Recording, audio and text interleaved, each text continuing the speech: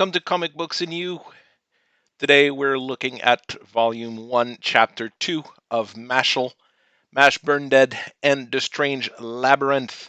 I'll be honest right there, I misspelled the name of the character in my first video, and misspelled his name in a few places as well. I've never noticed that I misspelled it personally. This is why names like Clark Kent, Lex Luthor, etc. are actually really, really good names.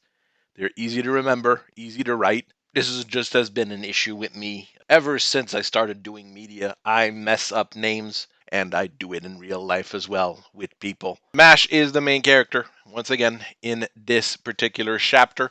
We don't have a whole lot of progression or story elements for him, though. We see him using his muscles, as usual. We also see him use his head to get around having to use magic, which he can't do. He generally is still depicted as rational and level-headed when dealing with various things. We're getting to know this character more in this second chapter. Our antagonist in this particular story is Claude Lucci, who is a teacher at the school. He is apparently the 7th most promising wizard. We see him as a narcissistic, self-centered, offy teacher. He sees himself in a very, very positive light. The start of the chapter is him narrating the story and basically saying that he is the future. He is ready to do anything in order to fail students he doesn't like in the upcoming entrance exam, which is also probably reflected into how he teaches his classes. He's a minor antagonist. We see him in this story and the following chapter, and afterwards, I don't even remember him afterwards. The next character, Lemon Irvine, is a recurring character that we will see more of later. There's basically no characterization for her in this story. She was hired by Professor Lucci to stop Mash in his attempts to get admitted into the school. She's either very good at acting or extremely clumsy. We can't tell at this point in the story, but they make her a little bit better and a bit more likable, as she does show remorse at the end of this chapter for what she's done. So let's get through the story. Claude Lucci is the entrance proctor to the magical school, the most refined one in the country. He looks at all the students assembled for the entrance exam, pointing out that most of them are of noble blood, member of families of dignitaries or politicians, and says that they are all good prospects until he sees Match lifting his comically huge weight, then pretending to sit in midair reading a fitness magazine. At that point, he decides that he needs to fail Mash in the exam. Lucci comes up to the students in a ball of fire appearing there, to which Mash replies, "Must be hot in there."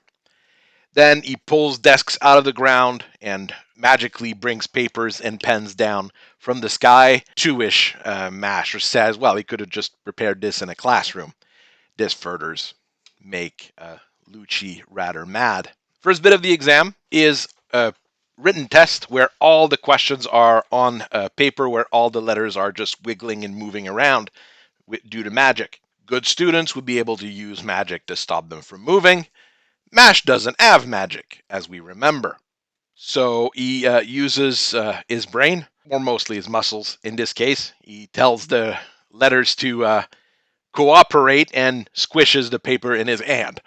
After that, all the letters and all the questions are in order, and he easily answers them, as they are easy questions, as Lucci actually mentions. There's a few other tests that come up where they need to levitate a boulder. As we see here, Mash uses his thumb to keep the boulder afloat. They need to walk across water or float across water. Mash just runs across it. The final test is to go through a labyrinth, and Lucci gives the student 30 minutes to cross it. Lemon asks Mash to cooperate with her because that would help both of them, but that's a ploy to slow him down. She keeps tripping, getting into fights with various monsters, or getting caught by ants coming out of the ground.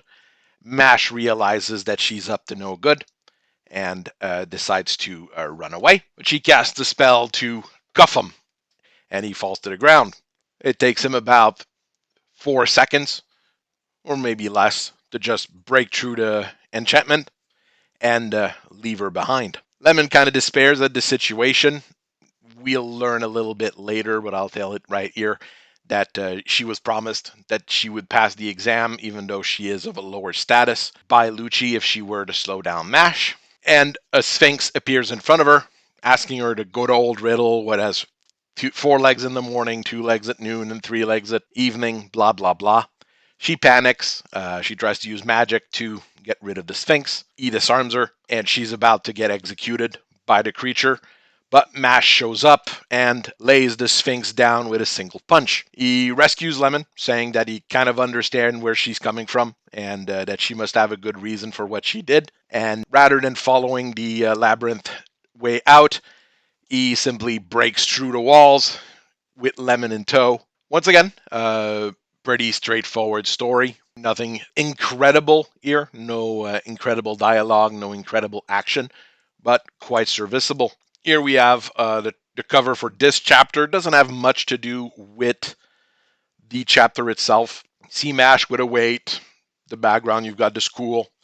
Nothing fantastic, nothing really special, but it's not a bad cover either, as those would be either in the volume itself or in your weekly Shonen Jump. Those don't need to catch your eye or your attention as much as a main cover. At the end, we have a small blurb with the author explaining what was his path to producing manga or to become a mangaka, starting from his days in school up until education, scholar, and finally joining work. He points out that he's kind of afraid that his editor would slam his fingers in a drawer, and I would say that it's actually a good thing. Not the violence part. That part here, maybe not the great, but kind of classic in Japanese businesses and schools, I would say. But writers and artists should know that the editors are the one running the show. You're writing, you're drawing, you're doing all your work, but the editor in the end is where the buck stops. If he sees that you're not doing a good job, he's going to tell you. If you end in something that's not of high enough quality, he can return it to you. And if that happens too often, you will lose your job. At least that's how it should be. Artistic merit, backgrounds are absent. Almost all the time. You've got a few panels with decent-ish background images or backgrounds. But this has been a common issue in weekly manga recently, especially with our younger mangaka, especially those who don't have a staff of assistants to help them do a part of the lifting in terms of the work. Does this hurt the story? No. But does this hurt the art in general? Yes. The characters are well drawn. We've got a balance of serious looking characters. You've got Mash, who always is in his own world and in his own bubble. And you've got the overextension or the highly deformed characters when Mash does something ridiculous. So the characters are very well done. And I do like Claude Lucci. He looks like a total jackass throughout the entire chapter. That good looking, smart looking guy who you would love to hate. It's actually one of the characters I wish was actually present in the later chapters and the later volumes because he just has that particular air to him that makes you like to hate him. The magic effects, like when they pull the paper from the sky, things like that, are very nice. The wriggly words on the page, you can't see them moving, but you have the feeling of it. And with the sound effects around it, it gives you a good idea of what's going on. It gives you a feeling of what it would be.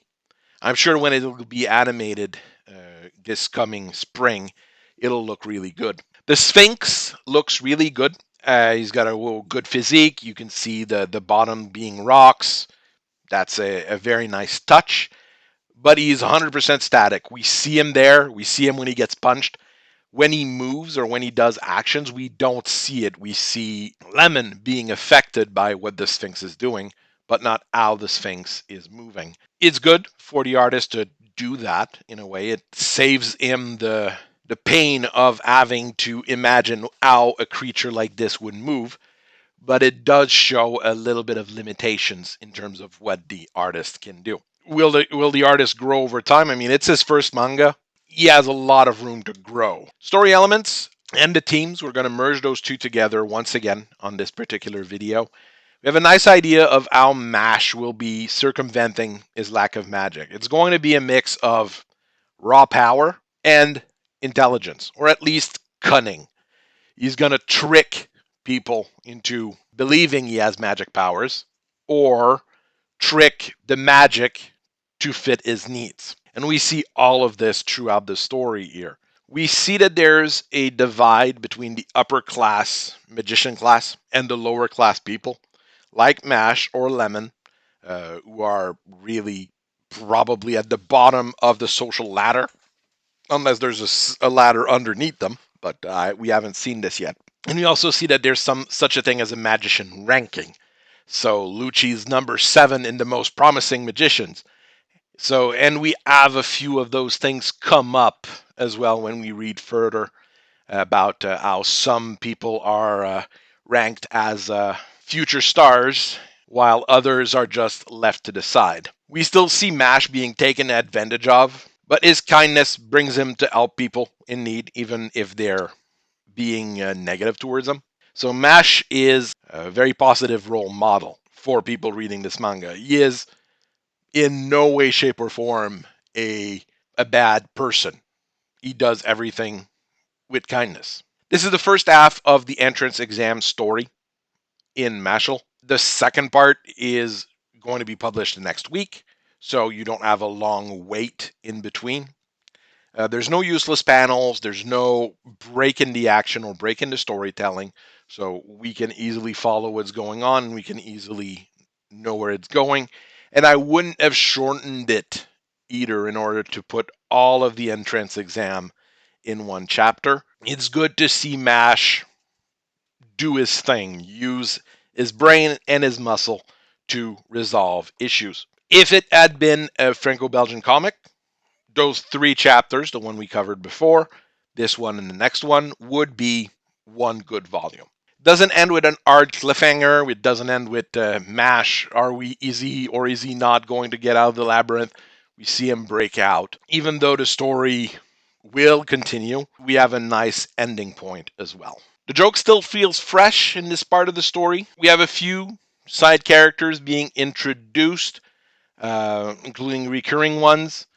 They're more or less developed than the ones we saw before. The father and the police officer. We have a very basic introduction of a recurring character, which is to be expected in many manga of this style. This is going to be a weekly shonen, so you're going to have a story every week. So you don't have that huge break in between them. In a way, you're going to accept the pacing of having a soft or an hard cliffhanger at the end of your every chapter, because it brings in the next chapter very soon.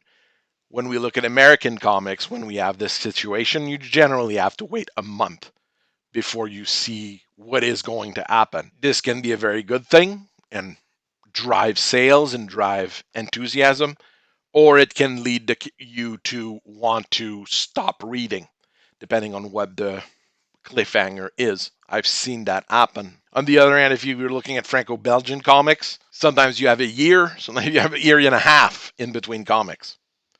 And that makes things very, very difficult when you have cliffhanger endings. So I hope you enjoyed this little video. Keep reading comics.